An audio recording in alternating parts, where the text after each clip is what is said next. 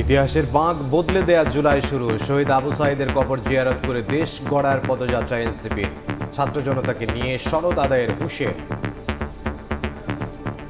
যারা গণহত্যা সংগঠিত করেছে, বাংলাদেশের উপরে মানবতা বিরোধী অপরাধ চাপিয়ে দিয়েছে, তাদেরকে বিচারের আওতায় নিয়ে আসতে হবে। নতুন বাংলাদেশ গড়তে হলে আমাদের অবশ্যই বিচার সংস্কার এবং গণপরিষদ নির্বাচনের মাধ্যমে নতুন সংবিধানের দিকে যেতে হবে। জুলাই ঘোষণাপত্র এবং জুলাই সনদ সেটি আমরা আদায় করে ছাড়ব। জুলাই শহীদ স্মরণে জাতীয় ঐক্য ও গণতান্ত্রিক অভিযাত্রা বিএনপির। ভার্চুয়ালি যুক্ত হবেন বেগম জিয়া ও তারেক রহমান।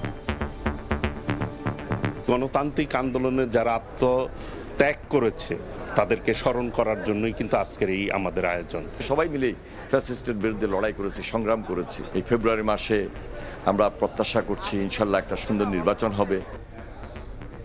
রাষ্ট্রকে ফ্যাসিবাদ মুক্ত করাই ছিল গণ অভ্যুত্থানের মূল মন্ত্র। জুলাই ক্যালেন্ডার উদ্বোধন করে প্রধান উপদেষ্টা। স্বৈরাচার মাথাচাড়া দিলেই বিনাশের ডাক।